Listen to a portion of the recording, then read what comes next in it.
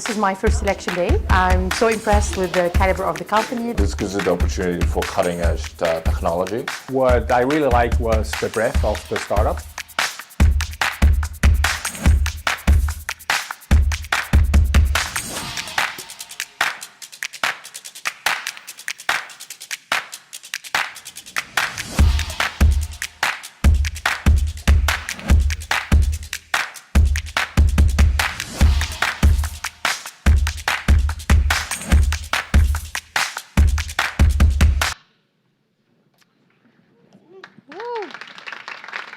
High energy.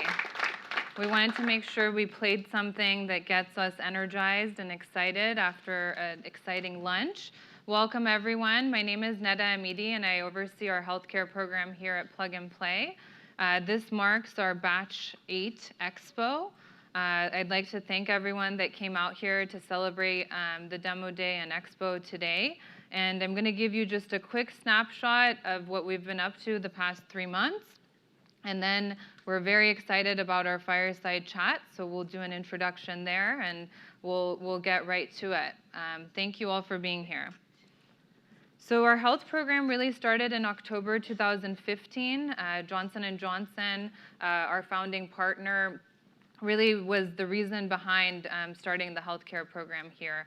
And now we're proud to have 20 partners globally across our 3 different locations. And I have a few new locations that I'm going to share with you that we'll be launching this year as well. The reason why we do what we do at Plug and Play is to find good investment opportunities. So I'm proud to share some of our latest investments that we've done in the healthcare space. We've done a total of 50 investments over the lifespan of Plug and Play. In addition to the recent investments that you may not have heard of, we also had Guardant Health that went IPO this last year. So we were very proud of our portfolio, and if there's any startups in the audience, we'd love to talk to you and to review the investment opportunity. Our Batch 8 companies that you'll hear from today, about 19 companies from chronic disease management to diagnostics, hospital workflow, and sensors and IoT devices. I encourage all of you to catch the 3-minute pitches, but also to go upstairs to the demo area to see some of the live demos, especially some of the hardware companies that would be able to tell you, for example, the body temperature of your body through a sensor device.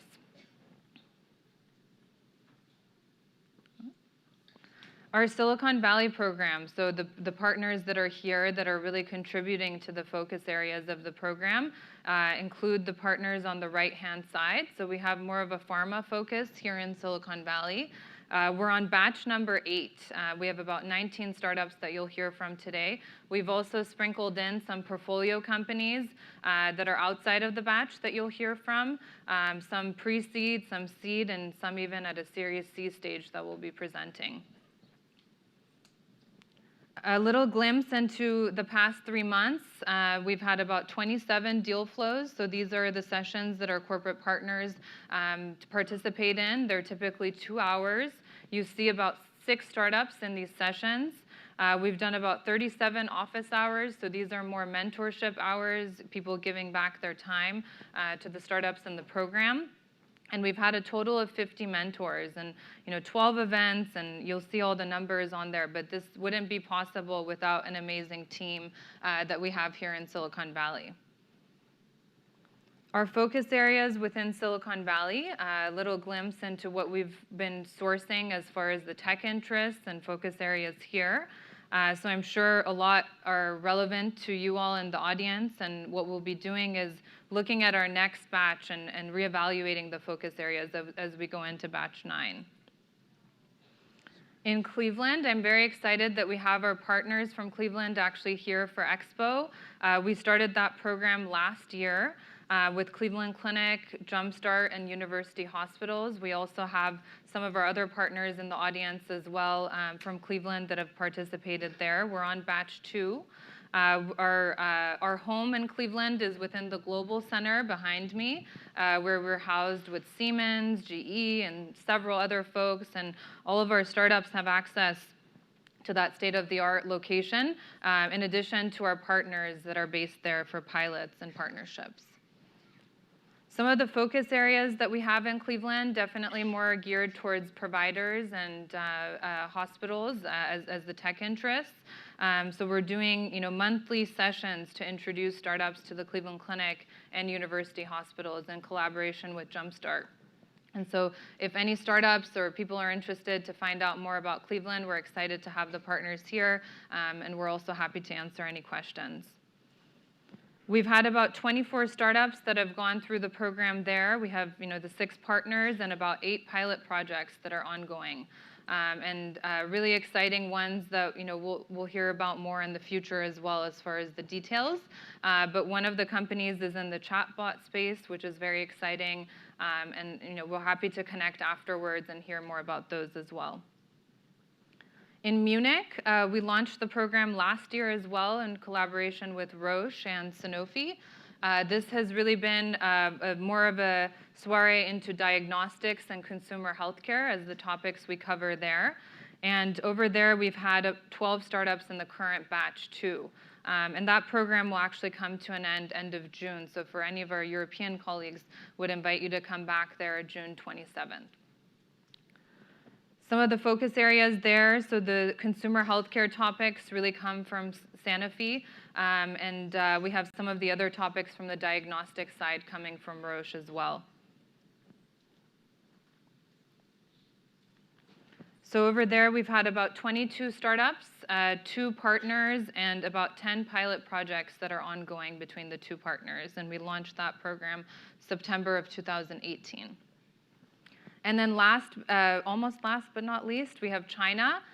So China, we've had Sanofi, Roche, and Amgen participating in cross-border events that we do between China and Silicon Valley. So these are local startups in the US looking to expand into China, as well as local Chinese startups and corporates that are meeting one another through the innovation events out there. And then the global dates coming up. So today we're at Expo, but we'll have our selection day August 22nd. And then we'll have our winter summit in December coming up. In Cleveland, our next big event will be in October around the Medical Innovation Summit that will take place there in collaboration with Cleveland Clinic. And then in Munich, June 27th, we'll have our Expo for Health taking place. So I invite all of you in participating in the different events coming up. China as well will do a number of events coming up in the near future. And then last but not least, we'll be launching in Kyoto a health program this year as well. So we're starting to open up applications in July. We'll be announcing the partners during that event as well, where it will have more of a hardware focus, hardware, IoT, and healthcare. And we're excited to take healthcare into Japan as well. That's all I have from the slides. And with that, I am honored to introduce our speakers for today's fireside chat.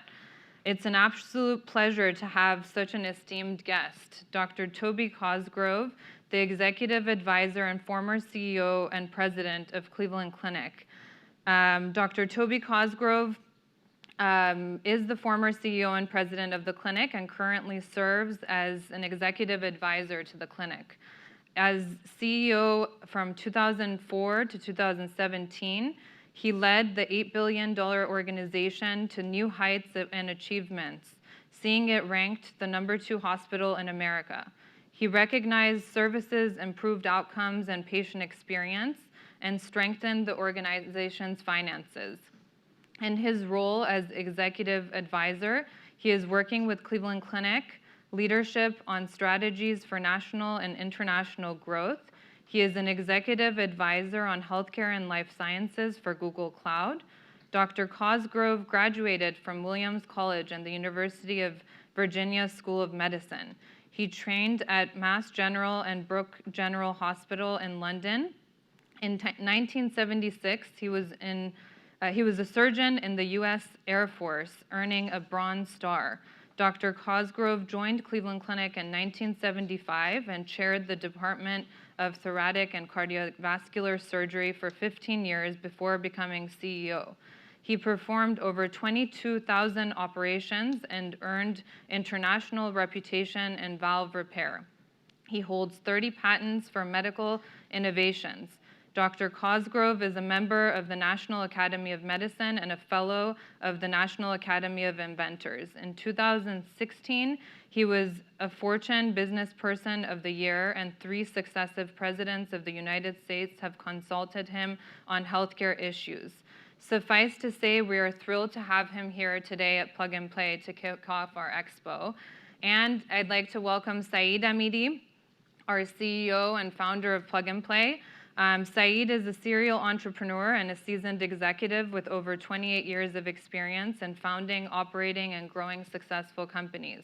He has been successful in starting and growing businesses both nationally as well as internationally in countries like Spain, France, Austria, and the list goes on.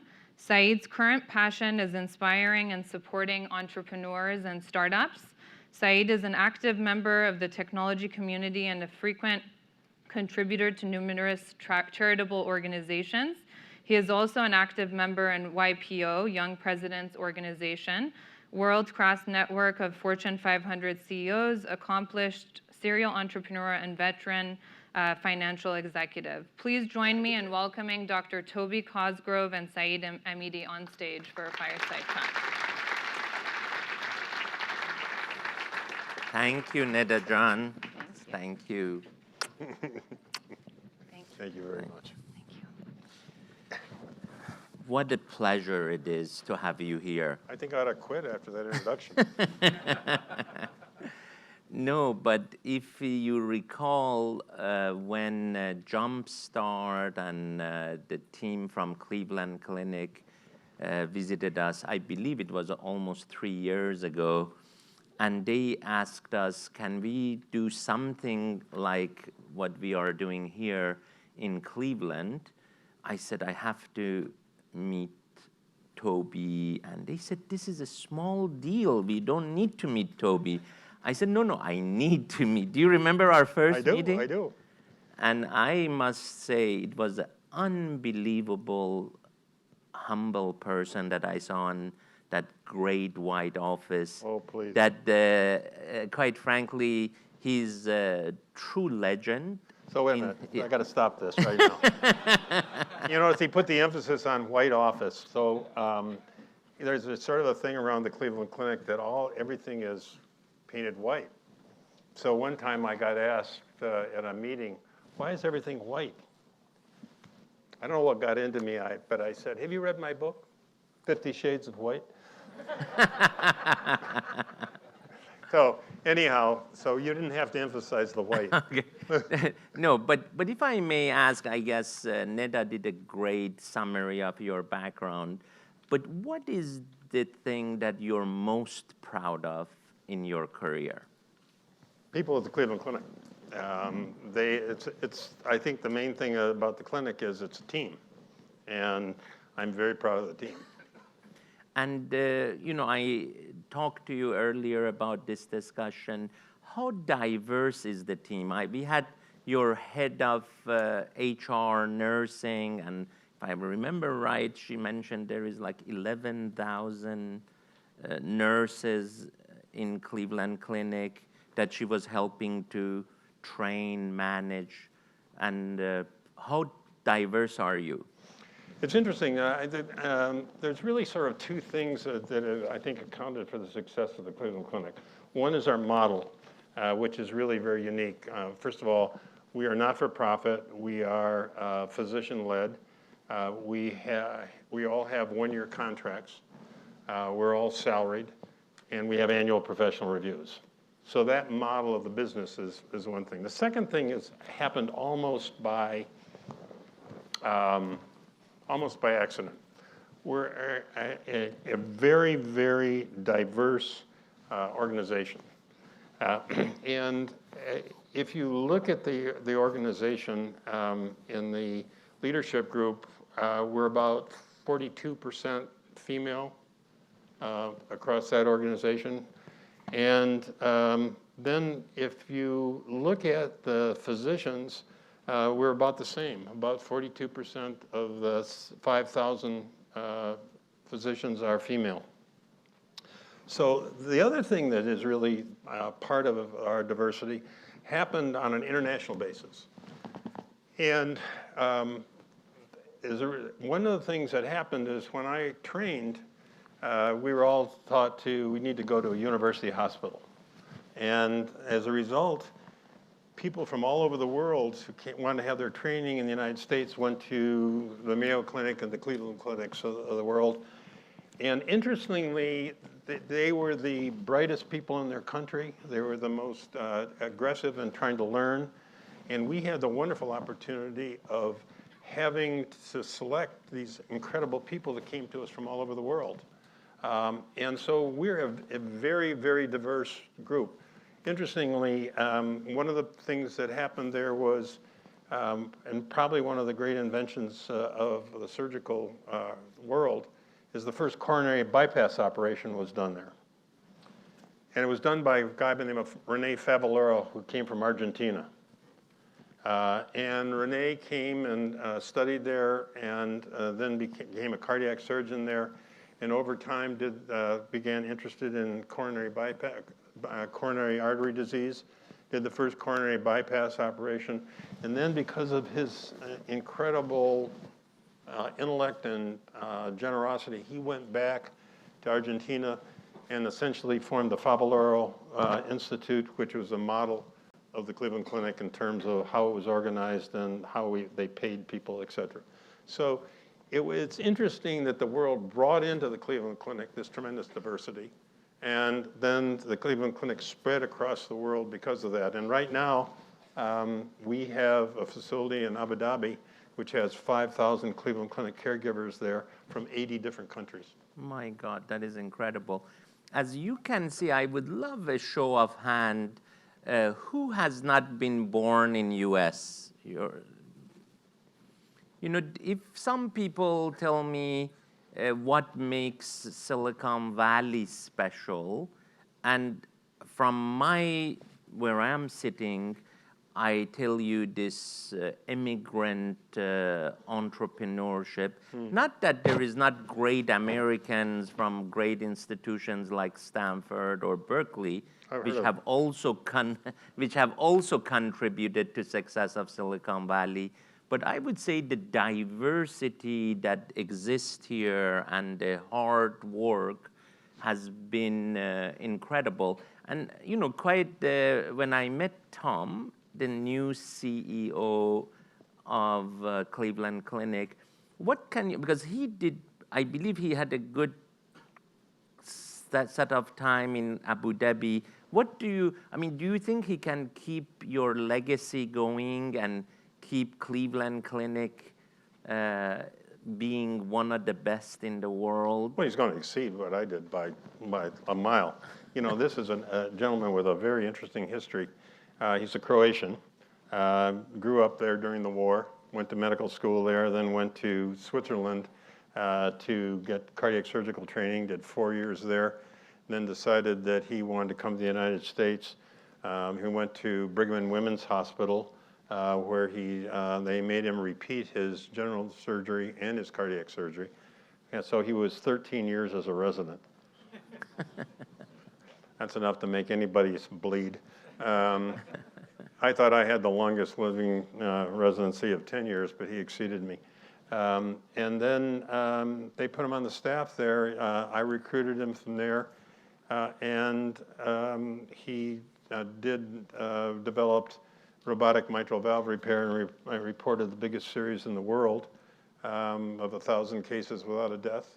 Wow. And then he came to me and said he wanted to have more of a business career. So I thought it was time that he suffered a little bit. I sent him to Abu Dhabi. So he was 6 years in the desert, and now he's been my successor there. And he's smarter than I am, better prepared than I was, and nicer. And that's a very low bar. I must agree with you. No, I'm just joking. No, but incredibly humble you are, and quite frankly, identifying talent and letting them succeed is at least what we try to do in Silicon Valley when we choose a startup. which has a passion, dream, hard work. And I guess you did the same thing with Tom. Absolutely. It's really about people. You know, any organization, and particularly the organizations in healthcare, I mean, it's about people. I might just diverge here for a second and just tell you about what we have done there around healthcare education. We realize that healthcare is now a team sport. And the way people are trained now is in individual islands, nurses, dentists, doctors, PAs, et cetera. So what we did was we brought them all together in the same building. And they're going to learn together. And I think that we're going to try and create a team. And frankly, we are a little selfish about this. We realize that there's going to be a shortage of doctors and a shortage of nurses, et cetera. And if we can attract really first-class people, then that is going to be our competitive advantage over time. And if you stop and think about it,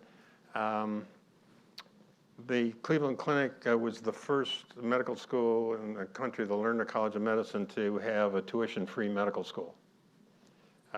We did that about 10 years ago. And we now have 2,000 applicants for 32 positions. My God. And these are equivalent, MedCat scores are the third highest in the country, equivalent to Harvard's. So this is our investment in our intellectual future. Wonderful. You know, last time I was in Cleveland, it was about 2 months ago, and I visited your new health education campus, $280 million, the most beautiful educational campus I have ever seen. A hell of a lot nicer than where I went to medical school. How long did it take you to visualize or envision this, and how long did it take you to execute it? I think the whole thing. And tell us a little bit more about the different schools that are there, the different disciplines that are there.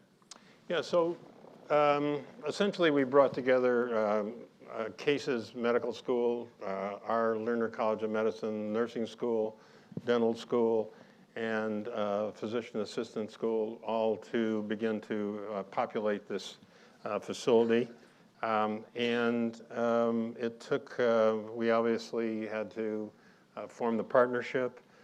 We then had to figure out where we're going to put it. We had to do all the architectural work and build it. And so all told, it was about a 5-year project and about $500 million investment. But I think, you know, over the next 50 years, it'll be money very well spent.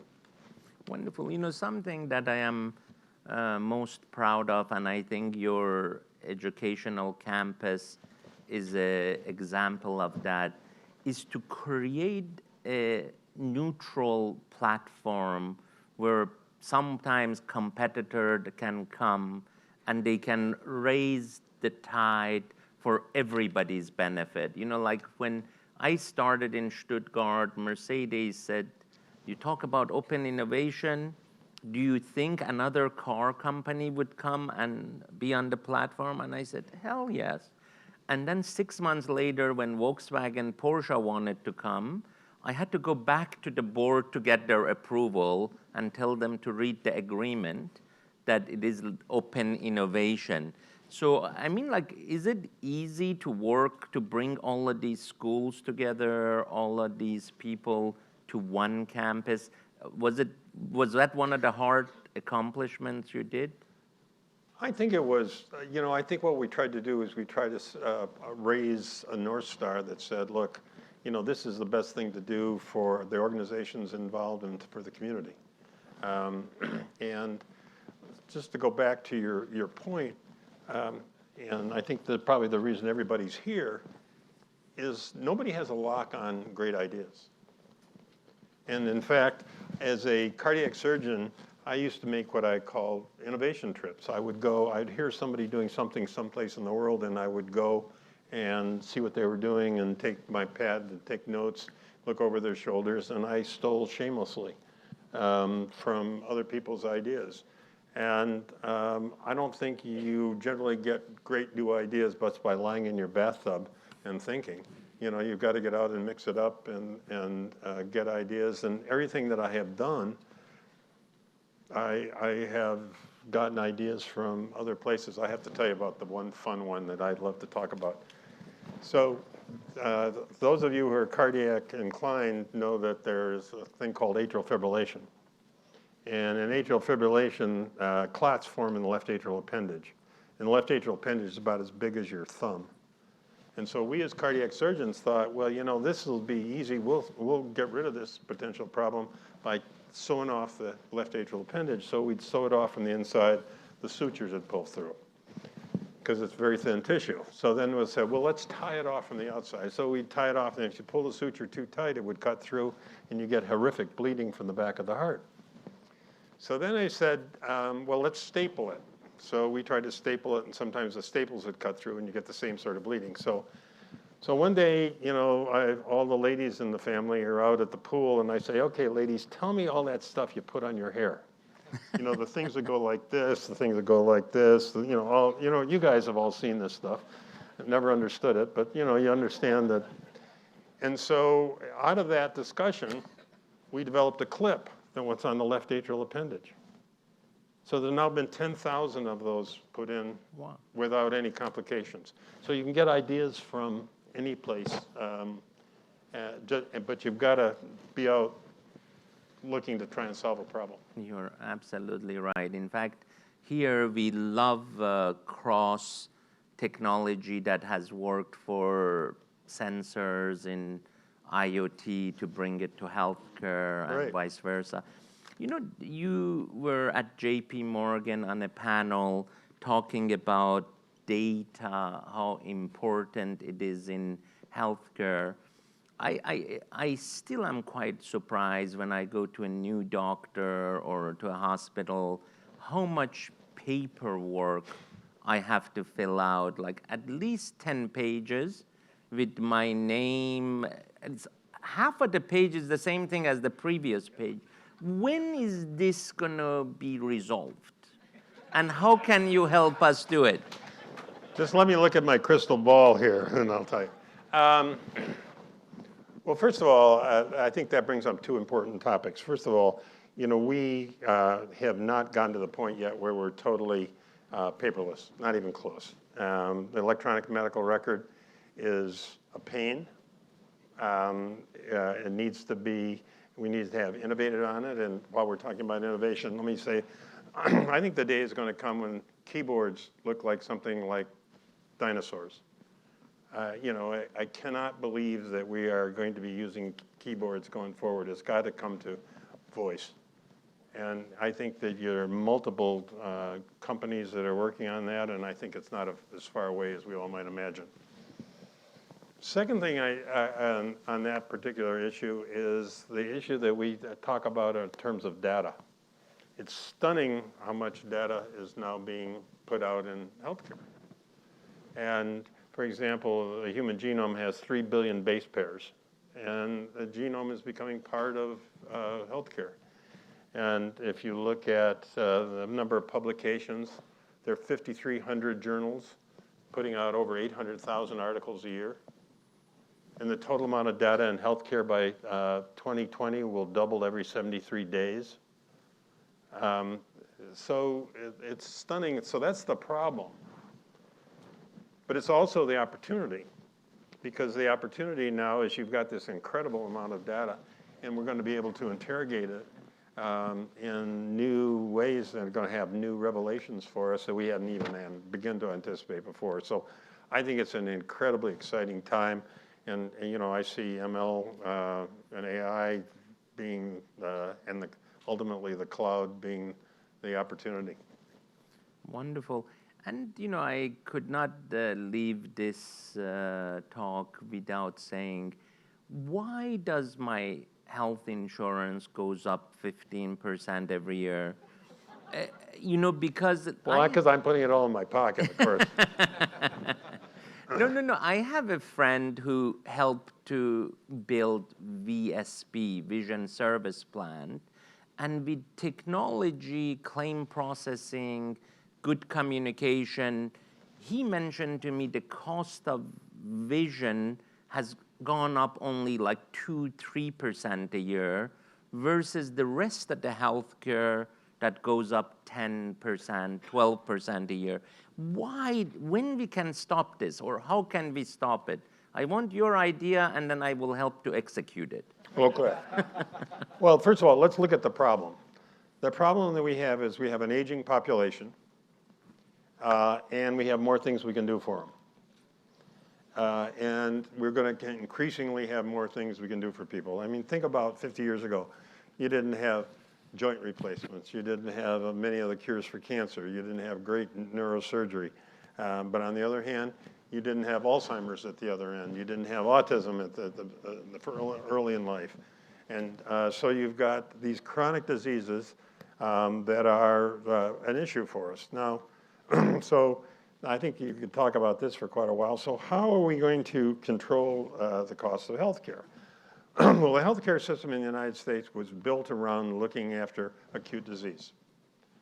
We've gotten pretty good at looking after trauma and burns and fractures and all the acute diseases, but the chronic diseases are really where the costs are. So how are we going to do that? Well, one of the ways you're going to do it is you're going to have to change the reimbursement model. We get reimbursed now for looking after somebody when they're sick. It'd be awfully nice if we went from a sickness system to a health system and began to try to deal with the issues of health. Now, what does that entail?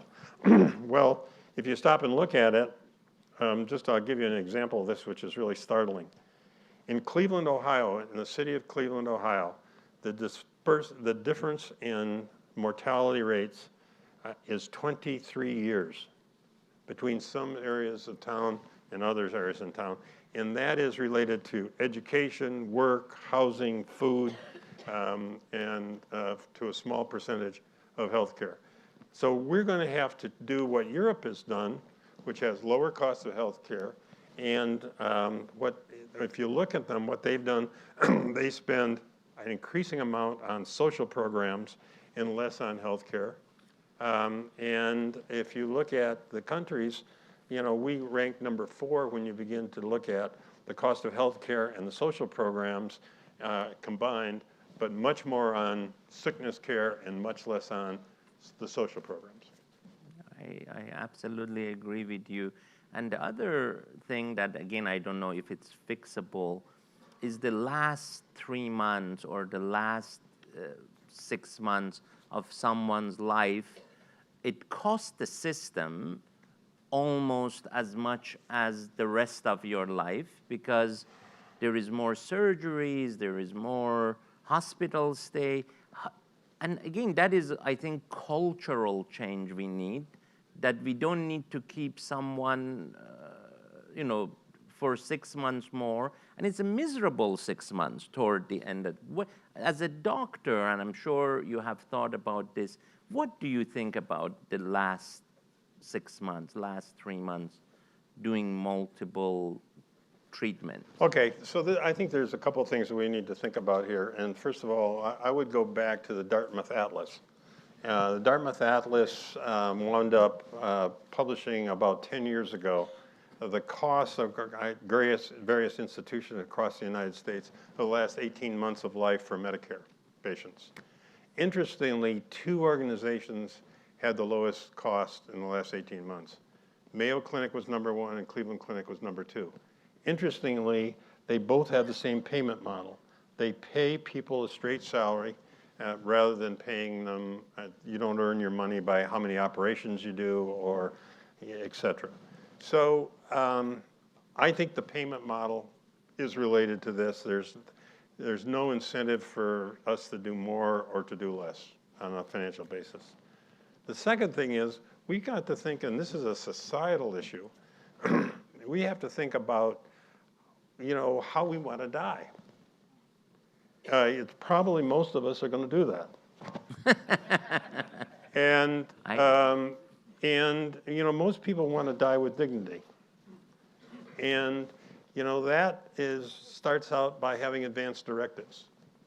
When you go into the hospital, one of the things we have tried to do is we said, okay, let's have every new employee at the Cleveland Clinic be introduced to the idea of advanced directives.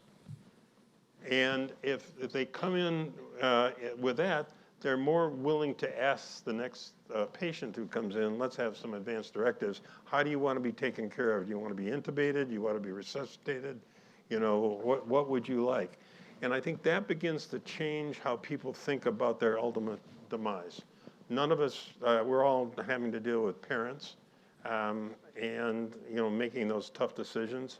And if you stop and think on healthcare, everybody has, the doctor looks at somebody dying as a failure. The nurses are all trying to keep people alive. And the family wants everything done. And you know, what I found out is, as a cardiac surgeon about halfway through my career, if I went to the family and I said, look, you know, your relative is critically ill, and I will do everything possible if I believe that I can return your loved one to a functioning member of society. And if I can't do that, I will come to you and say, I think it's time to quit. Every single time they thank me for that profusely, because it now takes the guilt away from me, it takes the guilt away from them, and it is something that we, as a group of professionals, have got to learn to deal with, and as a society, we have to figure out how we actually want to be looked after ourselves. I really appreciate this has been a puzzle for me, and what you explained really puts a light on it. Talking about the light, I know that you love innovation. You helped to start the Medical Innovation Summit in Cleveland that I believe a couple of thousand people show up every year. What advice do you have for entrepreneurs in the room that want to innovate, want to improve quality of life, quality of medicine? Well, first of all, let me, you know, one of the things I didn't mention about controlling the cost of healthcare is we have to turn to technology to do that. And so I am thrilled to talk to you about my thoughts about encouraging the development of technology. What I would say is, I think you have to look at a particular problem that we have in healthcare. You got to get in and get dirty. It's very, healthcare in the United States is the biggest industry in the United States. And it is very slow moving. And so rather than trying to boil the ocean, find out a problem, team up with an organization, and you know, work on that problem within the system. Don't try and, you're not going to be able to cure the healthcare system. I mean, I know that you're really bright and really capable, but you know, one startup isn't going to change this whole issue that we have in healthcare. So work on a problem, help us, rather than trying to come from the outside. I'd make one other suggestion to you. Once you get the company started, it's really hard if you go to Sheboygan and work with a community hospital in Sheboygan, because for two reasons. One is that hospital isn't big enough to have something that you develop there and work scale. The second thing is the Sheboygan General Hospital, I hope there's nobody here from Sheboygan, that hospital does not resonate across the healthcare ecosystem. And so people are not going to say at Johns Hopkins, oh, gosh, you were a great success in Sheboygan. We just can't wait to bring you in and put you to work here. So it may be slower to get into a place of size and prestige, but in the long run, it will take you a lot farther, a lot faster than to try and just do it one-off in some one unrecognized or not prestigious organization. Wonderful, and again, it's been great having you, and I really, really enjoyed your advice. Other than in the Cleveland Clinic setting and your career, what sort of advice do you have for life, for me, and for some of the younger generation in the audience? I mean, what makes you so passionate, so humble, so effective leader? Because that's, quite frankly, what we all inspire to be. You know, clearly success doesn't reside around your intellect or your education. It's basically around persistence. I'll tell you that I went to Cleveland Clinic. They wouldn't let me operate there for the first year because they thought I didn't know how to tie my shoes. But just plain persistence, managed to learn how to do it. I mean, I would go home and tie knots in my jeans every night, one hand, so I learned how to do one-handed ties. It didn't make for a very interesting individual sitting there doing this all night, but I learned how to do it. And it's frankly, it's persistence in working out a problem and being open to influences as wide as you can be.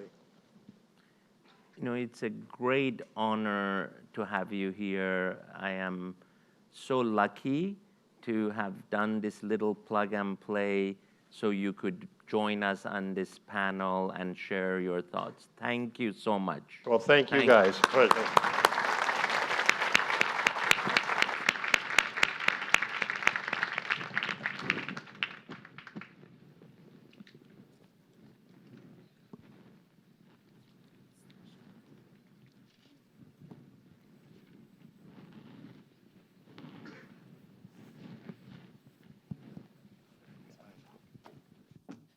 Thank you so much, Dr. Cosgrove and Saeed. Maybe we could give them one more round of applause. So welcome, everyone. My name is Kim Kruger, and I am a Senior Ventures Associate here at Plug and Play, and I will be taking us through the first half of the startup portion of the program. My role here at Plug and Play is to be on the startup-facing side and find all of these great companies that you're about to see that we either invest in or plug into our programs and help connect them with our corporate partners.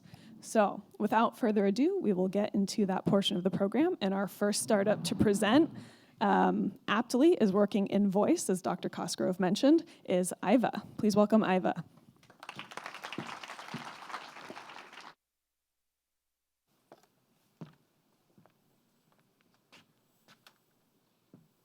Alexa, ask my nurse when her visiting hours. Visiting hours for your floor are 7 a.m. to 9 p.m. Alexa, tell my nurse that I'm in pain. This is John, your nurse. I'll be right there. Hi, my name is Stan Holt. I work with AVA, the voice operating system for better healthcare. I'm the voice operating system for better healthcare. We're based in Sheboygan, just outside Sheboygan. Just kidding. We're in Los Angeles. Our investors include Google, Amazon, and Cedars-Sinai Medical Center down in LA. And what we're doing at AVA is taking voice assistants like the Amazon Echo and putting them into hospital rooms to give patients more entertainment options, more control over their room, and most importantly, better communications with their care team. Let's face it, being laid up in the hospital bed stinks. You sit around for hours on end with nothing to do and zero control over your environment. Your only connection to your care team is a button attached to the side of your bed that is basically technology that hasn't changed in about 100 years. You push it, and then you wait and wonder how long before somebody comes to help. After you push it, it goes bouncing around antiquated systems to nurses who are already incredibly busy. This leads to delays, and that leads to frustrations for the patient, and that can cost hospitals millions of dollars in government reimbursements. The current system is also very frustrating for nurses. Typical nurse gets interrupted up to 10 times an hour. As a result, they only get to spend about 2.5 hours out of a typical 12-hour shift on direct patient care. And partly as a result of that, nearly 20% of nurses leave the entire profession within their first year. At AVA, we're tackling all of these issues, and it starts with a simple patient request. When you tell Ava what you need, she understands and routes your request to the most appropriate caregiver. So right request going to the right person. The caregiver gets the information on our mobile app and can triage the request based on prioritization and urgency, and then can respond back into the room with a saved message or in their own voice. The whole process takes seconds rather than minutes, and it makes for happier patients and happier caregivers. In addition to helping with patient requests, we also help with staff requests. We provide administrators with a full suite of reporting and analytics so they can help optimize performance. We try to keep implementation simple at AVA. You're not ripping out walls or installing new servers. You put a device the size of a hockey puck in the room, and then you download our app from the App Store. Interoperability is a key part of our platform. We work with all of the most popular smart speakers, and then on the back end, we integrate with all of the leading healthcare technologies. And I just wanted to finish with a quick shot of our device in the wild. This is at Cedars-Sinai Medical Center, where we're in 100 rooms and growing. And just recently, we started controlling the TV, so patients have control of the TV with their voice as well now. Thank you very much.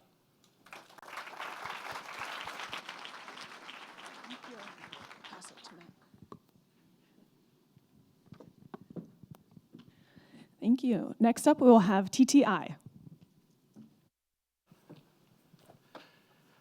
Hi, I'm Matt Lacey. I'm the CEO of TTI and Treatment Technologies and Insights. We developed a platform to operationalize fundamental treatment experience and activity information that's currently missing from the health data landscape.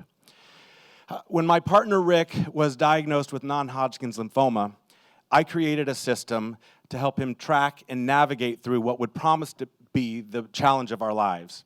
6 years later, he's cancer-free, and that system that helped him propel himself through treatment became Chemo, TTI's free app that puts artificial intelligence in the hands of cancer patients to have more control throughout their treatment experience. We raised $2 million from friends and family investors, and in the year and a half since, have grown our user base to more than 6,000 patients, and we've developed a white label platform with turnkey communication and data management capabilities. So much of what a patient experiences during treatment doesn't happen in a clinic. Patients often suffer helplessly as issues escalate, and resulting in costly ER visits, hospitalizations, adherence issues, treatment disruptions, and sometimes even stopping treatment altogether. TTI's platform helps to prevent these problematic and costly issues. Our virtual advocate patient tool is so much more than a symptom tracker.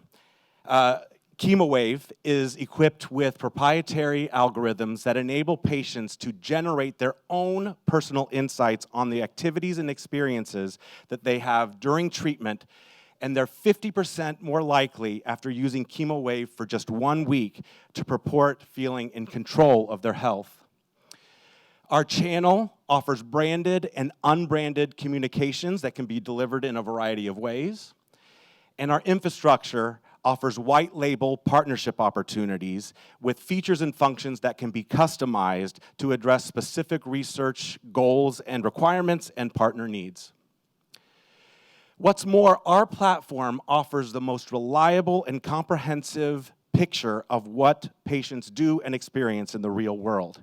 This 3-month snapshot of a patient's data highlights the depth and breadth and actionability of our data. After her first visit, a couple days, she reported mild swelling in her left eye and mild anxiety, which gradually escalated and became more severe. On day 33, she ended up in the hospital with unbearable tightening of her chest and severe heart racing. Her suffering and resulting hospitalization in this instance could have been prevented if her care team was receiving weekly reports or even just periodic updates highlighting the significant issues that she was experiencing. Our data is structured and formatted and all in one place for easy analysis and reporting. And our care portal offers real-time insight, customizable dashboard, and even algorithms to highlight and prioritize risk for care teams dedicated to value-based care. TTI's mission is to create opportunities for intervention, and everything else flows from that. We're seeking opportunities for proof of concept and validation and investment from a strategic partner that will help us to join in our mission to improve the lives of cancer patients. Thank you very much, and thank you, Plug and Play.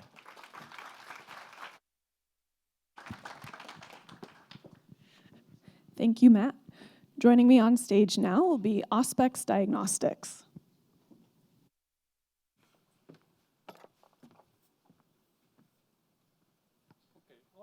Auspex, the task is try to automate all the cancer treatment possibilities. So what do I mean? If you think about the cancer treatment, basically they have three different types. You have a surgery, you have a drug therapy, you have radiotherapies. In the surgery case, you have an issue about is a recurrence or non-recurrence, which you don't know. The drug therapy and the radiotherapy, that's the issue about the drug useful, non-useful, you don't know. Basically, currently they are all decided by the stage. Stage does not tell the individual patient's response. So this goal is very, very ambitious. So what do we try to do? We try to answer all the three questions for all the cancers, and we actually achieve all those goals. I give you an example how this is going to change the people's life. Currently, for the stage 1 colon cancers, the standard treatment is you have a surgery and you don't have anything else. You just go home, enjoy the life. But the 15% of the people, they have a recurrence. Once you have the recurrence, the situation can be very different. And so what do we need to do? You have to answer two questions. The one question is to identify who actually going to have the recurrence. The second is you have to actually find out which drug is useful.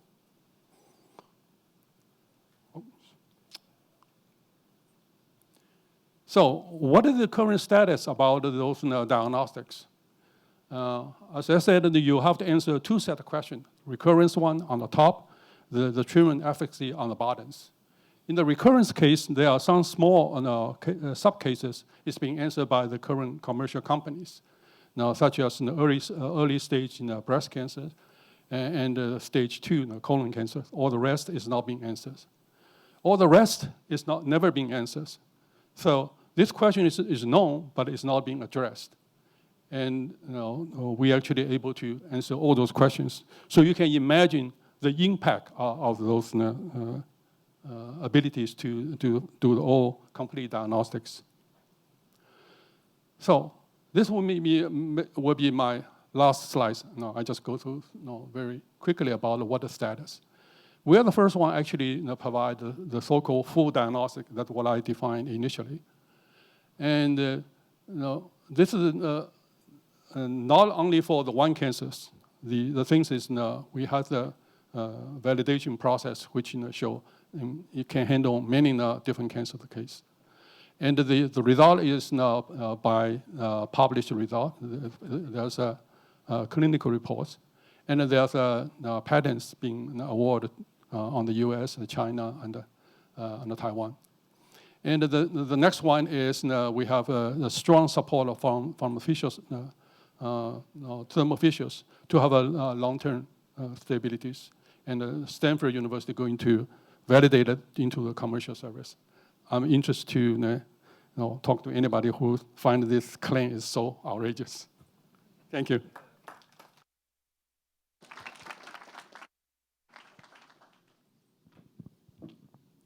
Please welcome Trait.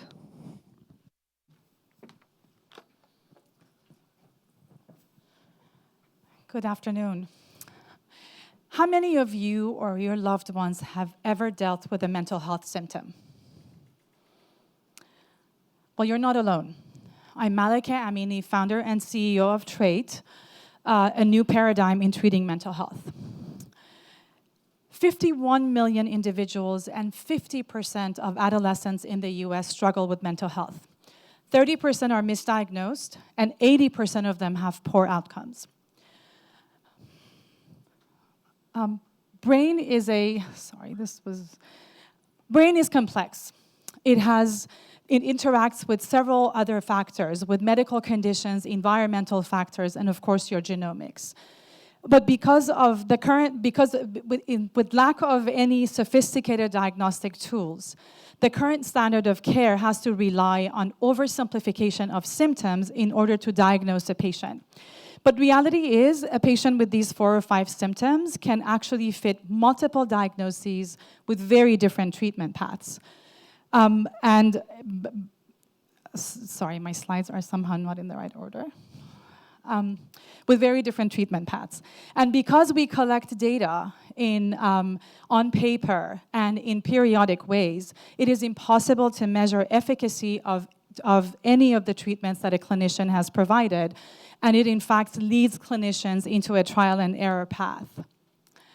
The current innovations have focused on really addressing those pen and paper processes, but the real opportunity in this space is not in improving workflow. It's in addressing the diagnosis and the treatment problem, and in targeting better treatments at patients, and this is how Trait has differentiated itself from its competitors. Trait, in collaboration with its academic partners, has created a multifactorial data platform that in fact collects all of those complex interactions of the brain, and it provides a more accurate path to diagnosis and targeted treatment by use of machine learning algorithms. We collect outcomes data through our patient-facing mobile app and also by integrating with other technologies. And we provide actionable insights to our clinicians through a web-based portal. We enable clinicians to have access to significantly more data collected more frequently to make a more educated decision at patient visits. We enroll patients through our clinics and through clinical trials and charge a subscription from our enterprise partners. We have deployed in large hospitals currently with thousands of patients, and we are looking for strategic partnerships and funding sources as we raise our seed round of $3 million. We have a multidisciplinary team of experts with decades of experience in data analytics, brain disorders, and building successful companies. We are Trait, offering a new paradigm in treating mental health, and we would be happy to answer your questions upstairs. Thank you.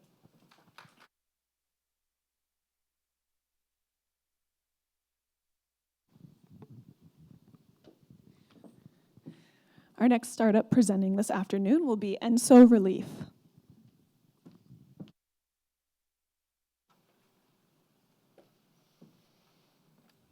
Hello, everyone. My name is Sean, and I'm founder of Enso. When I was in college, I lived with excruciating back pain. For 2 years, I didn't go to parties or social events. I missed classes. I was pretty miserable. College was a pretty miserable experience for me overall. Now, over 1.5 billion people in the world live with this problem. And the only solution that they have that's effective are drugs like Vicodin that have terrible side effects that make people feel sick and have caused a national crisis. I'm sure everyone in this room knows someone that lives with chronic pain. My co-founder and I have developed medical devices, implanted medical devices, as well as software for tech companies over the last 10 years. And we saw an opportunity to solve this problem with Enso. Enso is a patented nerve stimulator that delivers the same treatment as an implanted nerve stimulator. And it's coupled with educational tools and coaching software to make sure people use the treatment and also that they know how to get better. And so we've developed, in partnership with UCSF and Stanford Medical Centers, clinical trials, double-blind, placebo-controlled trials that have shown that Enso is 2 times better than Vicodin at solving even the most severe types of chronic pain. An example of this is with Dennis. Dennis is a rancher. He's lived and worked on a ranch his entire life. And this rigorous lifestyle has left him disabled by chronic back pain. After 4 weeks of using Enso, Dennis was able to reduce his pain levels by 80%, get off his medications, and be able to function again. After 8 years of struggling with severe pain and side effects, he had his life back. Now, our goal with Enso is to create millions, if not billions, of Dennises. And so we started by partnering with physicians at over 100 medical centers around this country to sell our device and our software subscriptions to those in need of relief. Within several months, we'll be profitable based on these sales. But our ultimate goal with Enso is to obtain insurance coverage for the product so we can get it out to all the people that need it. We're working with a list of insurers and are most focused right now on our partnership with Kaiser's National Product Council, which we're working with and have developed a track to obtain insurance coverage for Enso by the end of next year. Now, based on this insurance opportunity, we've developed and sort of raised money from investors including Tony Fadell, the creator of the iPhone, and Coastal Ventures. But more than the financial return from Enso, what makes us most excited is the reactions that we get from people that use the treatment. This is Stephanie. She's had severe disabling back pain for 8 years. And this is her story from using Enso for the last 3 years. I think the best thing that it's done is it's helped me make moments like this. My husband and I recently went to the Wave, which is in Utah, and hiked there. And I was using my 2 Enso devices. I have a battery that I carry with me. And just to be able to go out and do things like that and see places I've never seen and spend time with my husband, who is now also retired, and our friends in that way was fantastic. If you're also excited about solving chronic pain and helping those in need of relief, please come talk to me after the show or feel free to contact me. Lastly, if you guys have anyone that you know that has chronic pain and you want them to try Enso, I'm happy to let them try it for free for a few weeks. So feel free to have them contact me as well. Thank you.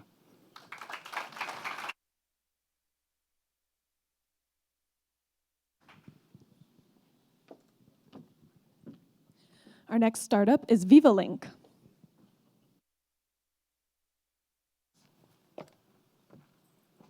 Hello, everyone. My name is Sam. I'm from a company called VivaLink. We make medical wearable sensors that can track human vitals and biometrics from anywhere in the world. If you remember one theme from this, remember this picture here. Our mission is to replace expensive, complicated hospital monitoring equipment with a simple wearable patch. It's totally ambulatory, which means you can move about. You can deploy this anywhere in the world, whether it's somebody's home or a remote village. And it's also connected in real time to the internet with 24-hour monitoring capabilities. So that's a pretty powerful concept compared to what you see today. Examples of applications that could be enabled by such a patch include monitoring chemotherapy patients for infections after treatment. When they're discharged to the home, you need a way to monitor changes in their temperature as well as other vitals. But the only way to do that automatically is with one of these patches. AFib affects millions of people every year. And one of the challenges with that is detection, especially since a lot of events are not symptomatic, so you wouldn't know that you're having a problem. So with a wearable patch that has continuous monitoring, you can deploy that to the patient's home while they're wearing it and monitor while they're sleeping, while they're about, just in daily activities. High blood pressure, very common problem. But there's a huge percentage of people who get misdiagnosed. And one of the reasons is white coat syndrome, which means when you go to visit a doctor's office, your blood pressure goes up, as well as some of your other vitals. So to really check if you have high blood pressure, you want a way to monitor them outside the clinical environment, at their home, at their work. And one of the only ways to do that is with some kind of a continuous monitoring capability, like the patch. So if you can replace all that cumbersome hospital equipment that you see with a small patch, that's pretty powerful. I'm holding one right now. It's quite small, and it's very light. It's about 7.5 grams.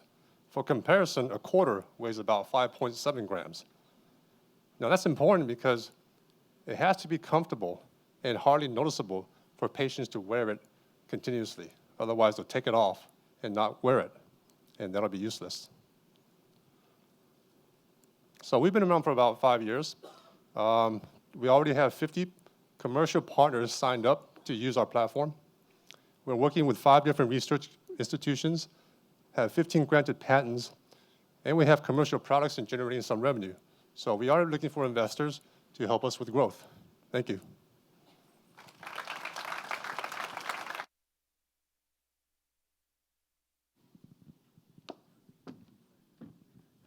Joining us now on stage is Soundable Health. Thanks, Kim. Hi, I'm Catherine, founder and CEO of Soundable Health. Yeah, we deal with sound with a smartphone and AI ML, and to help people recognize and manage their chronic symptoms at home. And our first commercial product is for urologic conditions due to prostate and bladder, including the BPH and OAB. Well, of course, the people don't die due to the BPH and OAB, but people quit jobs, lose friends, will fall from the bed, and can't sleep well, and suffer from the anxiety and depression. That's all the thing that my mom suffered from for more than 30 years. Yeah. So we're spending more than $30 billion a year for a direct and indirect medical cost to deal with this global phenomena. But still, the over than 70% of the patients are still underserved. Well, they spend 4 to 7 years to recognize about their symptoms and to go see a doctor to seek a proper treatment, because the symptoms are very subtle, subjective, and they are reluctant to talk about their symptoms even to their family or physicians. And there is no tool to check about their symptom in a quantified and a longitudinal way. Yeah. Well, there's one clinical assessment tool to learn about the symptoms. It checks the strength of the urine flow, the speed and volume and the flow curve of the urine flow at the office. But it has very limited efficacy, and there is no tool to learn about their symptoms. Well, think about that. 30% of Americans will have or are living with the hypertensive. They have a home blood pressure monitor. And 10% of Americans are living with diabetes. They have a home blood glucose monitor. But we have 20% of Americans suffer from the urine problems. They have nothing. No tool, no real-world data or the evidence in the area. So we made this. It's a one-of-kind of application. It collects ambient sound at the bathroom and analyze it with AI ML and provide the clinical grade parameters for the patient and the physician at home. And it's a sort of engagement platform for physician and patients. And we are providing the home monitoring and therapeutic APIs for our partners. We are working with the world-renowned clinical partners, including MGH, and talking to the pharmaceutical companies and surgical equipment companies. And we are preparing some reimbursement codes as a prescription digital diagnostics and therapeutics. Yeah. Our application preview, it's available at the App Store and Google Play Store. It's a clinically validated mobile medical app confirmed by FDA. Yeah. And we are creating a world first and largest digital health real-world data in urology. Yeah, we are a team of strong R&D capability with the chief clinical officers. We are seeking the last $300K to close our seed round, and we will soon a commercial validation pilot and create some revenue, initial revenue traction in several months. Yeah, we started digital health with sound modality. Yeah, we are Soundable. Yeah, thank you for your attention. Come say hi at the demo table. I'd love to give you more details about our product and science behind it. Thank you.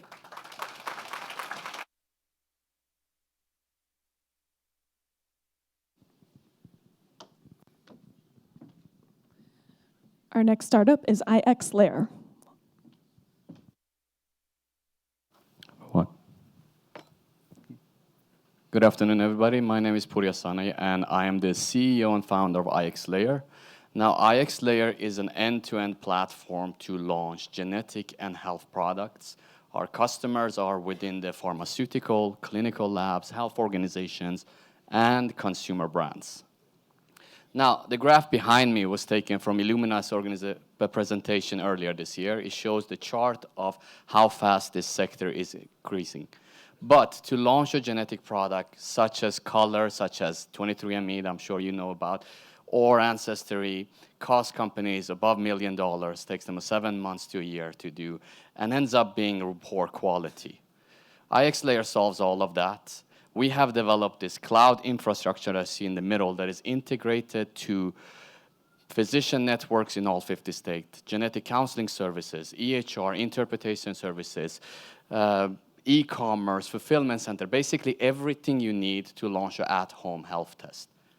This is another way of looking at it and where we belong in the ecosystem, integrating the service providers on the bottom part with the end patient.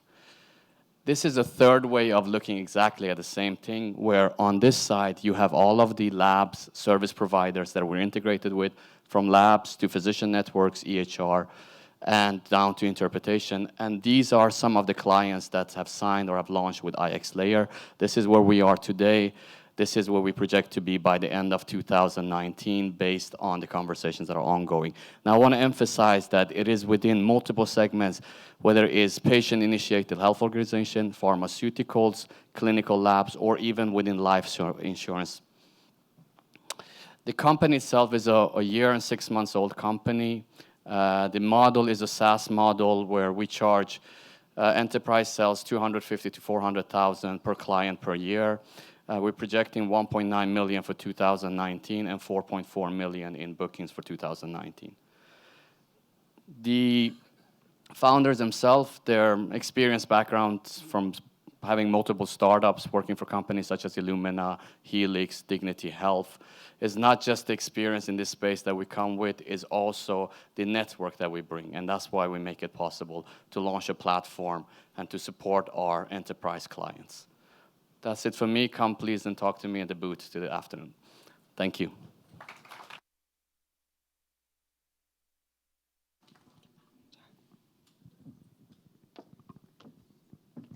And now wrapping up the first half of the startup portion of the agenda, we have BasePause.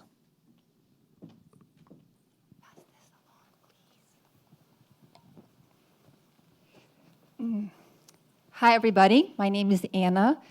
I'm the CEO and founder of BasePause. So BasePause is a platform for DNA testing for pets. And we've started with our favorite, the feline. So you can think of us as 23 and Meow. So we launched our product last year. We have 10,000 customers. We're on track to make $1 million in revenue this year, simply from selling those cat kits that I have being passed around right now. So let me introduce you to one of our customers. This is Katstradamus and his owner.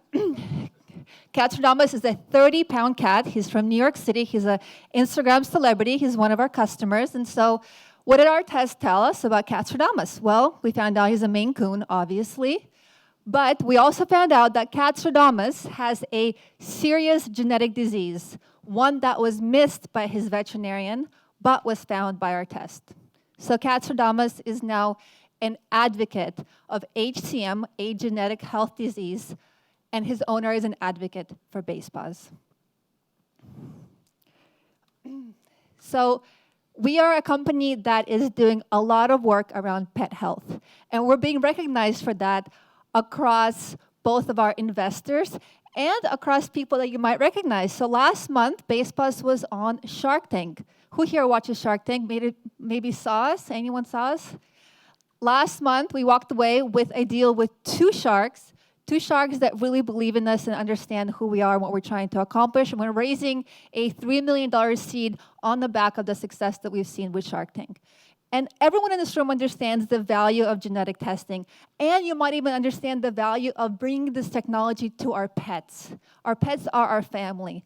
We need to bring the technology that is now low cost enough that can bring value and health and information, especially around disease, to the furry friends and family members. A little bit about our team. So this is my fourth company. I co-founded and sold a company to Groupon, and I was the CEO of Groupon Russia. Running companies, especially consumer companies, is what I do.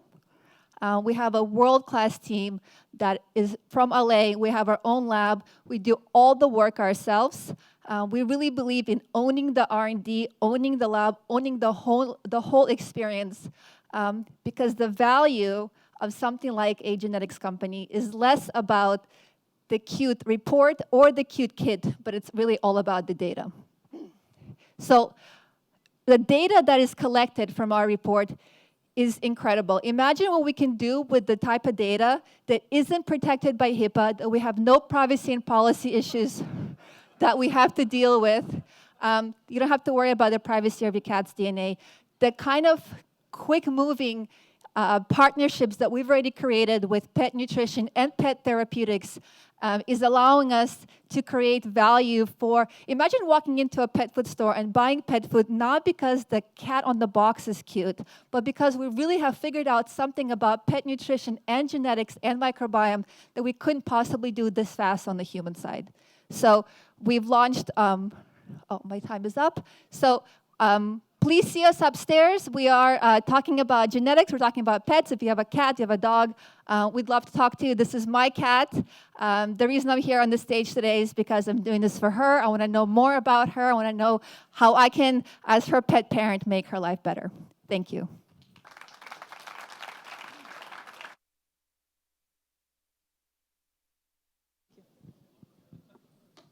Let's give one more round of applause for those startups.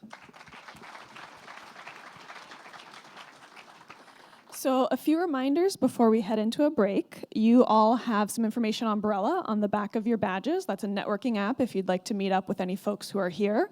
We also have voting information in the brochures to vote on the startups, and we'll be picking a crowd favorite at the end. We are going to be taking a 15-minute break. We ask that you hang out on the first floor and network in this room. We will all get to the startup booths at the very end of the program, but for now, a quick 15-minute break before we come back for the second half of startups. Thank you.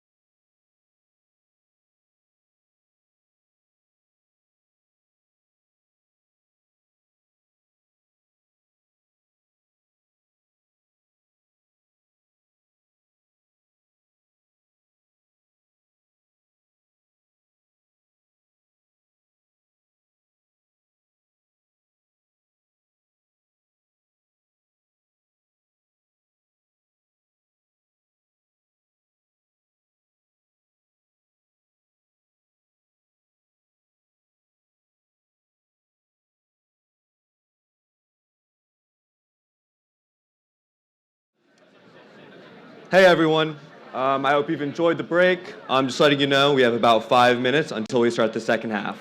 Thank you.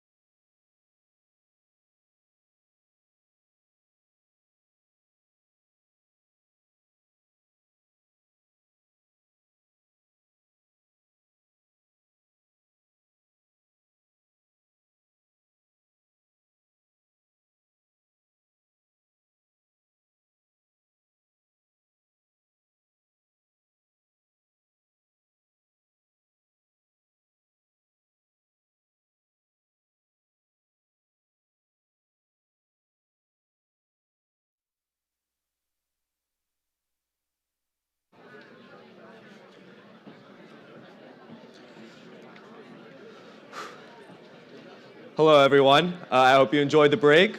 We are ready to do the second half of our startups. So if you guys can make your way to your seats, we are ready. And first up, we have Pure.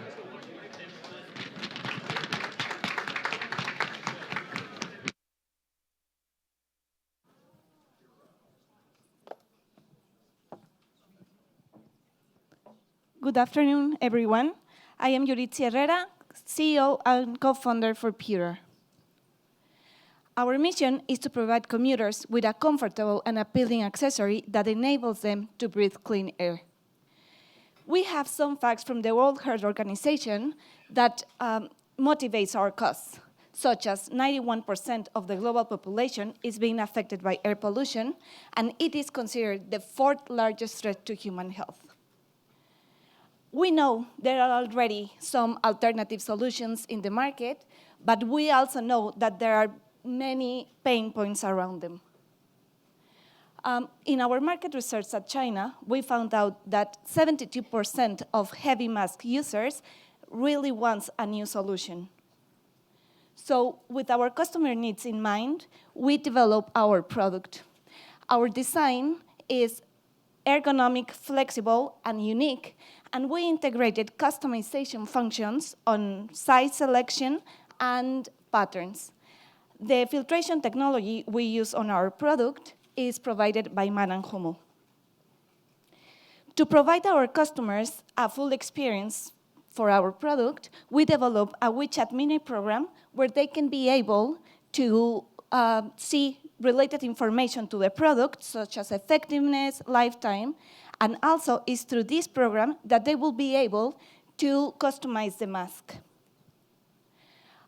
We started our journey on January of this year, and so far we already have a letter of intent signed by Atrial, that is a fashion retail brand at China. We run our customer test 2 weeks ago with our our latest prototype, and we got a very good feedback from our potential users. The anti-pollution mask market at China is around $800 million, and our revenue projection is around $2.9 million by 2022. We see Pure as the first fully customizable mask in the market, integrated digitalization and style. We are a 4-member team. We are from different parts of the world and a multidisciplinary team, and we are backed up by a very strong and experienced advisory board. Right now, we are finalizing our product development phase, and we are targeting to launch our first batch to the market by September of this year. So we are looking for partners for our supply chain, as well as funds to launch our product. Thank you very much, and please visit our booth.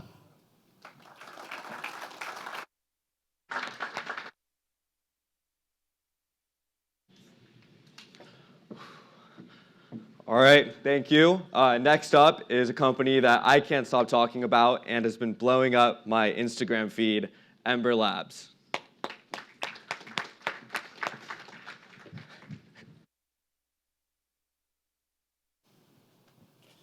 Hi, everyone. My name is Sam Shames, co-founder of Ember Labs, and I'm here to talk about the therapeutic power of temperature. So temperature is personal. We all experience it differently, and if I were to take a survey of this room right now, some people might say it's too hot in here for them, and other people might say it's too cold. It's something that's subjective. At the same time, temperature is health.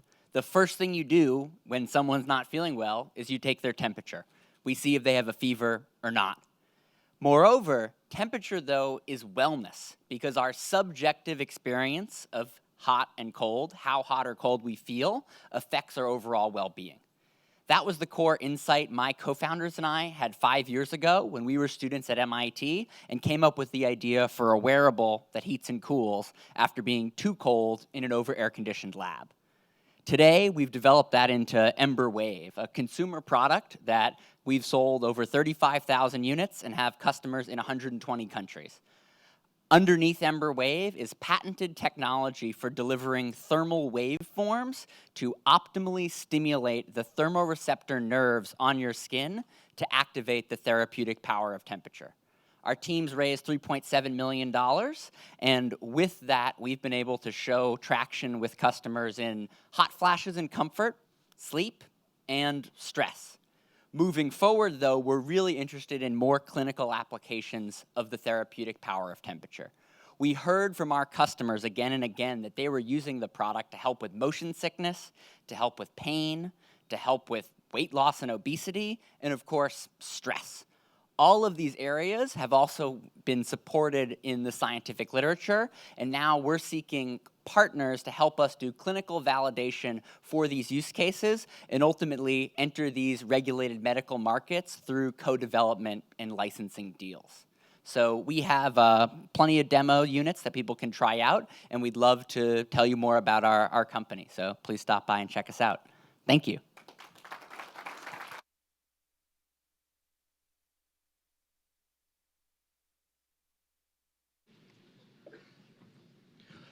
Next up is Episodic.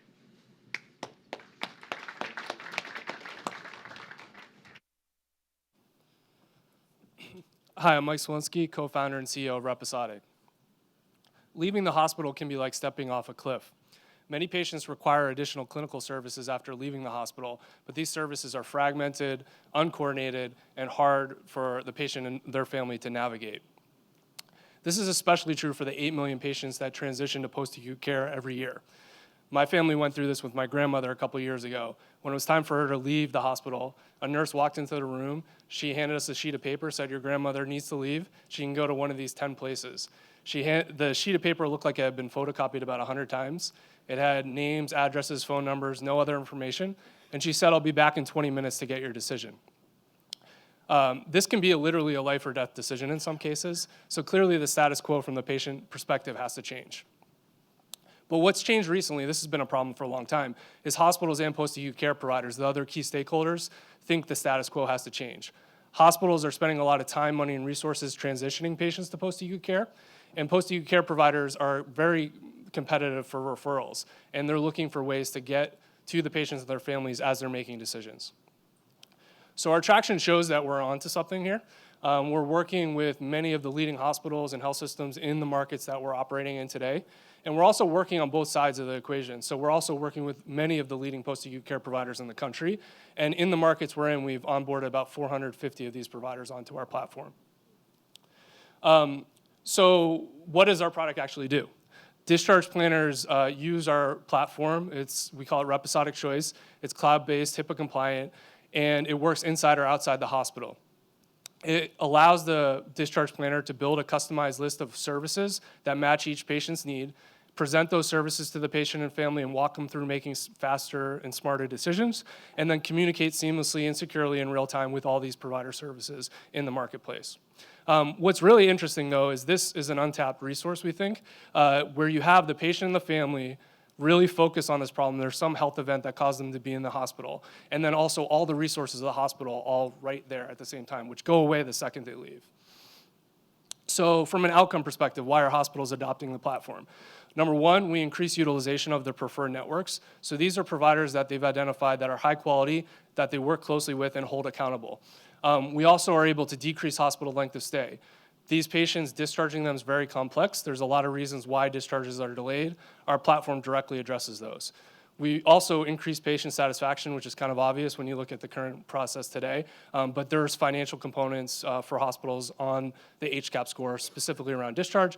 And then finally, we increase efficiency for the case management staff. So looking ahead, we're raising a round of funding to help us expand to new markets, which means more hospitals, increase efficiencies in our monetization process. We're doing a lot of unique things there, which I'm happy to talk about later. And then finally, expand the services we're able to offer at the point of discharge. Thank you.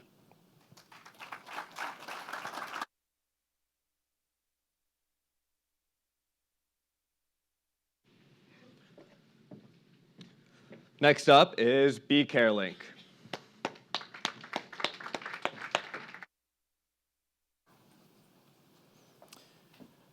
I'm David Zerl. I'm representing Alan Gilbert, BeCareLink CEO, who unfortunately could not be here today. BeCareLink has developed a mobile digital therapeutic for the multiple sclerosis patients using artificial intelligence to help predict disease progression.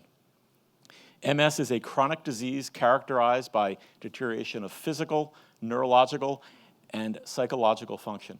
Typically, when a patient sees their doctor, the doctor says, "How do you feel?"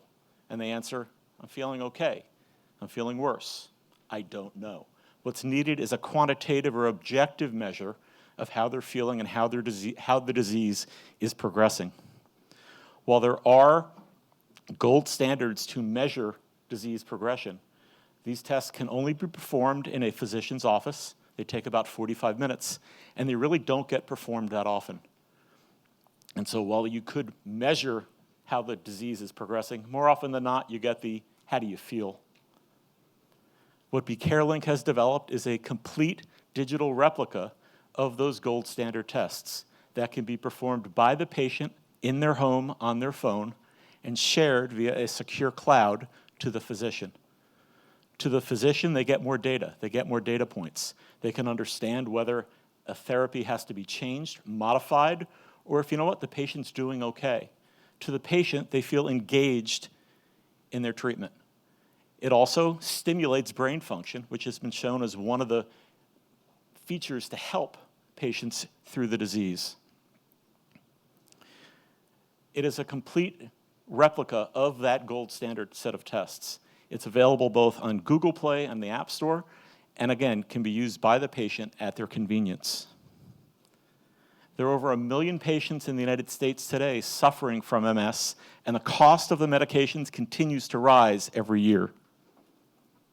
We're currently performing clinical tests at Weill Cornell Medical Center and Yale New Haven Medical Center to validate that the app replicates the gold standard. We're also working with a number of pharmaceutical companies to see if we can use the app in conjunction with telemedicine and in conjunction with their support organizations to better support the MS patients.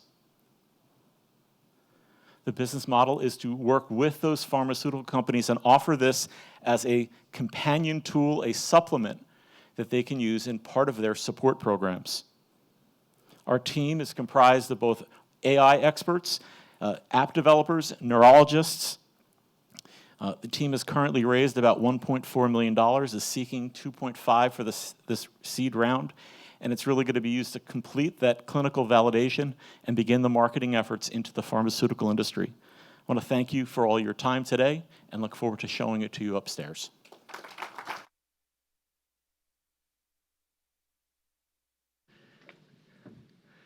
Next up is Continuous Biometrics.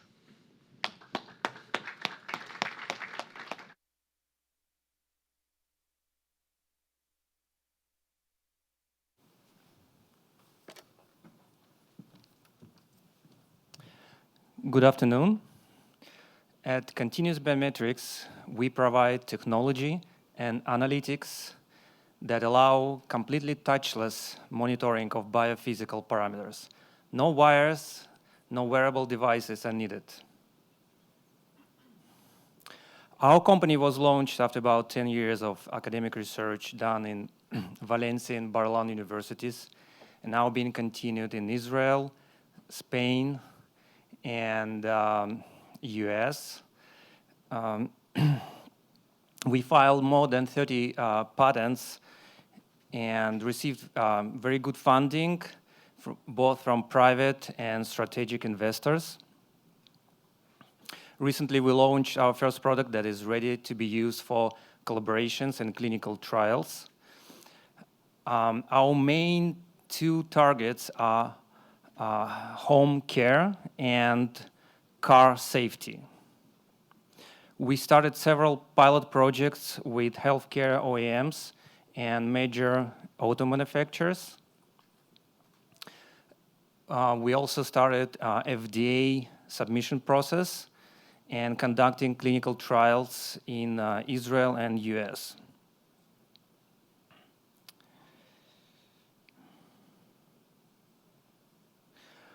What we have developed is a single platform that is able to simultaneously measure multiple biophysical parameters.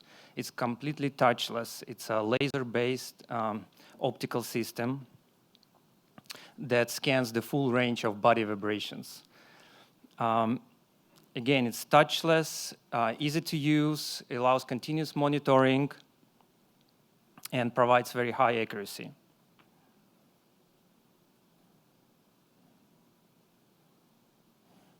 At this moment, we are considering the following use cases for which we partnered with several companies and running trial projects. So we monitor at home, in a car, at healthcare kiosks, clinics, and nursing homes.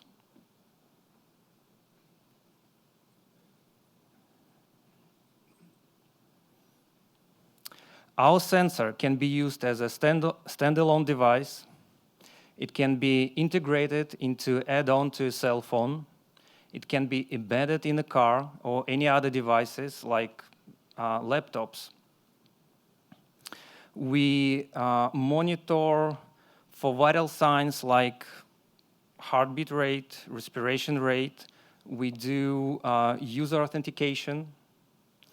We can also monitor heart and lung sound. Eventually, when the device collects the data, it sends to a cloud where we run advanced analytics, and we're able to notify users about any potential health problems. All right, thank you.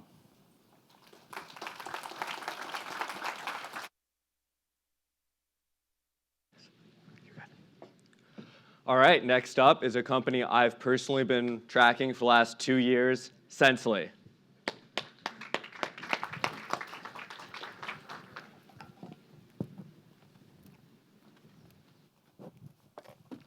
Hi, everybody. My name is Adam Odeski. I'm the co-founder and CEO of Sensely. So what do? We bring patients and members and clinicians closer together. And we do that by offering a virtual health assistant. It's a mobile-first, voice-based artificially intelligent assistant that engages with patients and members to keep them healthy, to keep them on track, and to navigate them to the best possible place of care. I figured the easiest thing to do would be to just show you how it works. So here's a video of Olivia, which is our virtual health assistant in the UK that's embedded into the Ask NHS app, and she'll navigate a patient through a symptom. Hello and welcome to the Symptom Checker. My name is Olivia. By using the Symptom Checker, you confirm that you are at least 18 years old, and using it for yourself. If you think your problem is an emergency, please dial 999.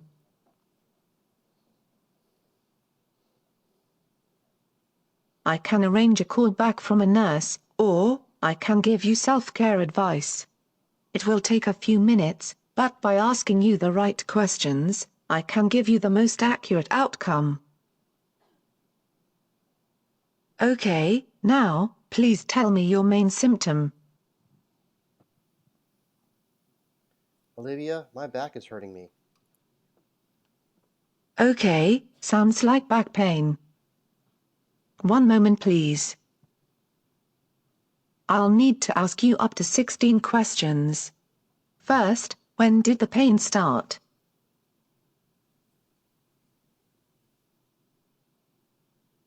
All right. How are you feeling? Which part of your back is hurting? I see. How bad is the pain now, from 0 to 10, where 10 is the worst pain imaginable? Thank you. Based on your responses, I recommend you visit an urgent care center today. So I'll skip through the rest. And I'll talk a little about how you can engage with us. So we're basically doing a couple of things. Our main value proposition is to steer members to the most appropriate place of care, reducing costs and optimizing the cost and the labor of the healthcare system, and also to increase brand engagement and retention of members by offering them a personalized assistant that can be branded with the client's name and viewpoint on how the assistant should look like. So we're finalizing a round on financing. So we have 8.126 out of 10 million already raised and closed. So we have about 2 million left. And our goals for the next round is to extend our platform by making it more AI and more intelligent with patients and members, and also scale our sales and customer success organization. And we're also interested in commercial partnerships. So some of our clients include payer organizations, healthcare organizations, provider organizations, as well as pharmaceutical companies. And our biggest customers include AXA, the NHS, the Reinsurance Group of America, and Rakuten. So thank you very much.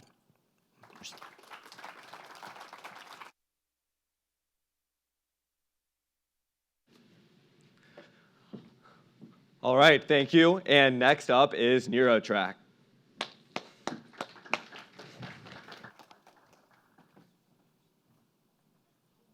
Alzheimer's disease is quickly becoming one of the greatest healthcare challenges of our generation.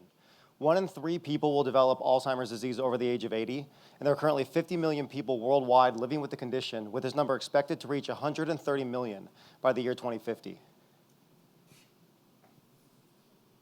Global costs associated with disease are staggering. It costs over $340,000 for just a single person in lifetime care once they've been diagnosed with the disease, and these numbers worldwide are expected to reach $1.2 trillion by the year 2050. Enter NeuroTrack. NeuroTrack is transforming the assessment and treatment of memory loss and related diseases like Alzheimer's. We start with our risk assessment. It's delivered through the ubiquitous webcam on the laptop, tablet, or computer. We can essentially establish somebody's risk of developing cognitive decline within 3 to 6 years and be able to stratify risk users by cognitive state. By using non-invasive and language-agnostic testing procedures, we can scale this to almost any country and population throughout the world. Once we've established risk, we move people to our memory health program. Based on the landmark finger protocol developed by Mia Kivipelto out of the Karolinska Institute in Finland, it was the first program ever to show that a holistic lifestyle intervention could actually improve cognition, reducing somebody's risk of developing cognitive decline. We've taken a fully digital approach to this, focusing on exercise, diet, sleep, stress, social engagement, and cognitive interaction, and being able to essentially design the program to assess risk factors as they start, as opposed to looking at more complex or costly biomarkers. This comprises the NeuroTrack platform, where we can assess risk, intervene, and continue to assess over time, allowing someone to take full, complete control over their cognitive health. And NeuroTrack has been validated. We've just earlier this year published data showing after a 1-year amount of time on our intervention, users were able to significantly increase cognition as assessed by the R-Band's total index score, with simultaneous decreases in symptoms of depression and anxiety. Most of our work to date has been in the Japanese market, mainly because they have the highest proportion of people in the world age 65 and older. We launched earlier this year with Daiichi Life to co-brand a insurance product focused solely on dementia, which was the most successful product their company has ever released, and they actually hit their annual sales goals by February of this year. And they've since 10x the amount of policies they expected to sell. We just finished a pilot with Sampo Holdings and are expected to release our program with them and their customer base later this year. We're well backed in science. In fact, we just received $3.3 million from the NIA and SBIR funding to continue to validate our program. And we just announced the closing of our Series C round yesterday at $21 million, led by Coastal Ventures, but are leaving the round open for strategic investors for a few more months as we move forward, looking to place strategic international components. And that's NeuroTrack, focused on transforming the way we assess and treat cognitive health.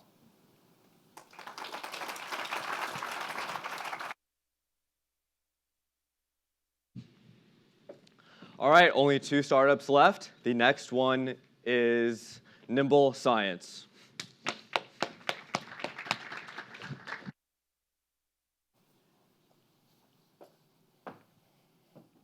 Hi, I'm Ed Likovich, CEO of Nimble Science, and our mission is to prevent 1 million falls. Falls are a huge problem. 1 in 3 older adults will fall each year, and that costs our system $60 billion. But it's not all bad news, and that's why we're here today. In fact, researchers agree that most falls are preventable. Nimble Science has demonstrated a headline result of a 50% reduction in fall risk in a community of older adults, And we do this through our innovative balance training mechanism that utilizes dual tasking.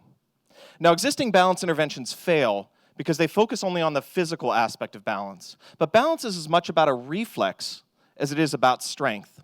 So we train the same balance exercises, but we overlay specific cognitive challenges on top of that in order to tax the person's brain so that the physical aspects becomes learned as a reflex.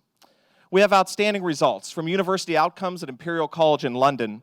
At just 21 days of Nimble, we see sway area reduced by 67%, sway velocity reduced by 30%, and 71% of people who are at high risk for falls leave that high risk category altogether.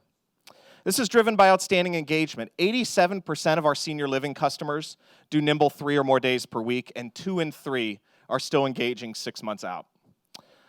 We differentiate ourselves in 2 ways. First, we're about true fall prevention. We're not about mitigation or detection. And second, because we're a digital intervention that's used on smartphones and tablets, we can reach the 90% of older adults who never step foot in a gym. Broadly speaking, we sell into 2 markets: senior care, senior living communities and home care, and to payers and at-risk providers. In the senior living market, we have 120K under contract, just having launched. We have a rollout that we're doing with Sunrise right now, the 5th largest operator of senior living communities. And we have a statewide contract with First Light that's expanding into Houston and Chicago. On the healthcare side, we're excited to announce an August 1st start date with Kaiser. We're launching in 2 markets with Cigna on January 1st. We're launching with Blue Cross Blue Shield, Kansas City, January 1st. And we're working on pilots with Aetna and Markel. Our team is outstanding. We're led by Dr. J.P. Farsi, who's a retired spine surgeon and the founder of the Balance Institute of America.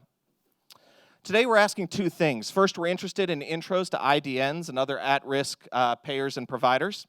And the second thing is we're in the midst of our funding round. We're raising up to $1.5 million. We have our first close scheduled here in about 2 weeks. So just a quick show of hands. How many of you have had a loved one who's fallen, gotten injured because of that, or worse? So we need a better intervention. We hope you'll come up to our table and join us in preventing 1 million falls. Thank you.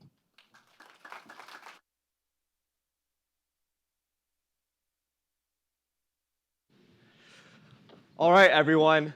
This is the last startup that we have.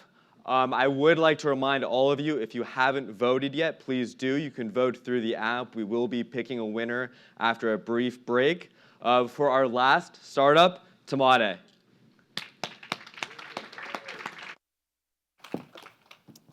Hey y'all, so I'm your last pitch of the day, so I have one last favor. Look to the person on your left and then the person on your right. Either you or someone you just looked at most likely has chronic pain. And that's because 1 in 3 Americans suffer from chronic pain. That's more than cancer, diabetes, and heart disease combined. The problem is pain management is riddled with issues today. A lot of people think it's opioids. That's part of it. But I'm gonna let you in on a secret. The biggest problem with chronic pain management today is accessibility. That means if you're diagnosed today, you'd have to wait 6 months to a year to get into a pain clinic. And if you have chronic pain, you don't need me to tell you how much that fucking sucks. It sucks so much that Americans are willing to pay $148 a day to get rid of their pain. And we have our solution. It's a mobile, accessible platform for chronic pain management. It's our first point solution in our bigger platform, including biofeedback, a VR and AR engine, data collection analysis, psychological therapies, and even a social engine. Now, this platform can be expanded to other conditions like insomnia, anxiety, and depression, but it's important we have a beachhead focus, and that's chronic pain. So we're launching to market end of this year a direct-to-consumer mobile app where users can play gamified biofeedback therapy in VR, AR, or even 2D. Essentially, it's like a game where your body is a controller and you're learning to regulate your own nervous system. And we've put this intervention through case studies. 4 patients who were with us for 2 months and 25 who were with us for up to 7 sessions. And we saw significant numbers like a 59% average reduction per medication, including opioids like fentanyl, hydromorphone, and oxycodone. Our larger group saw an 8% more pain reduction than opioid groups. And we designed this intervention with our fantastic advisory board, including the former chief counsel for the FDA, even the former chair of anesthesiology at UCLA, now UPMC. We are a team with design, engineering, and development experiences from Yale, California Institute of Arts, DreamWorks, Hyperloop One, and we've even won awards at CES. We're launching this app to market via a subscription model and providing it also to employers, all to capture a $14.1 billion annual market of out-of-pocket spend on alternative pain management. I'm also excited to announce that we have clinical trials with UPMC and USC coming up later this year. And through Plug and Play, we're now working with the University of Mississippi Medical Center. We're raising our first round now. We've already committed our first investors, so we're now looking for follow-on investors. My name is Celine Tian. I'm the CEO and founder. Find me upstairs. And this is Tamade.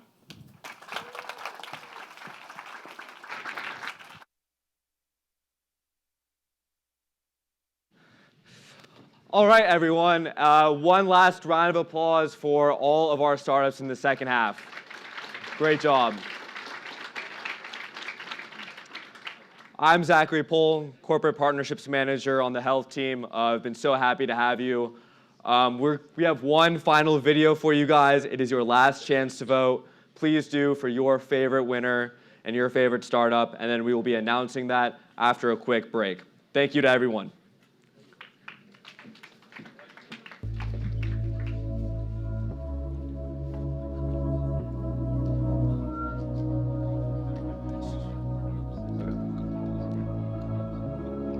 I'm so excited to be here in Munich to launch the Startup Cryosphere program. This is the first digital health-focused accelerator in Munich. We hope to build the best innovation platform for health tech in the world.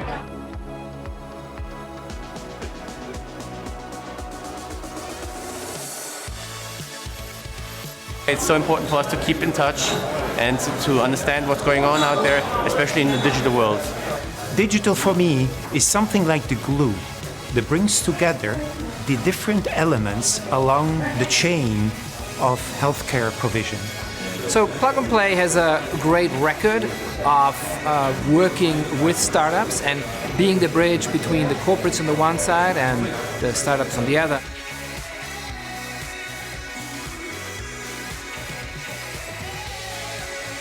This idea of doing Startup Cryosphere together has become a reality, and that was an amazing experience to be able to walk through and to see all those pitches and to finally pick the companies that we're going to have in batch one. I would like to thank Plug and Play for giving us this great opportunity to come here to pitch to such a great set of people. You may be pitching to companies, you may be trying to sell your product to different companies, but being able to sit down, brainstorm, have interactive conversations, that's very rare and such a unique opportunity that a program like this enables. I think today is just the beginning of a very big thing. Just looking at the audience, looking at the people, you could see a lot of light bulbs coming up above people's heads. Amazing ideas and so much strong content to improve everyone's life and the life of each patient everywhere in the world. We are happy to also have this disruptive startups and corporate partners who will be engaging, and together with us, we will transform the future of healthcare.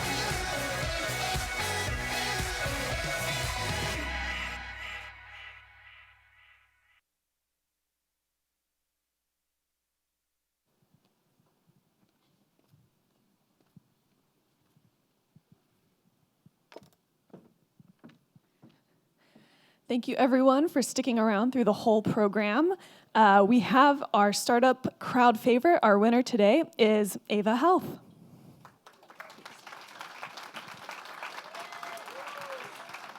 It's a long walk. Let's keep the applause going. Thank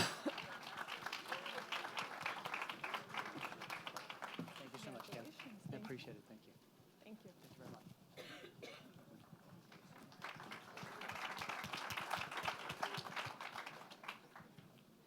So to wrap up, again, we just want to thank everyone here in the room who attended the session today, and especially thank our corporate partners in the audience who support this program and really spend a lot of time and effort with these startups and guiding their growth and development over the program.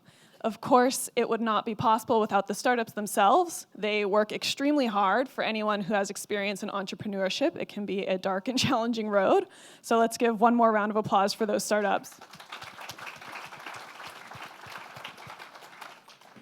And finally, it is a group effort here at Plug and Play. We don't have an event of this scale without a spectacular team. So thank you very much to our global health team that is here from Cleveland and Munich as well, and all our behind-the-scenes supports with operations and the program, Ava, Astrid, Netta, and the whole team. So thank you very much to the Plug and Play team.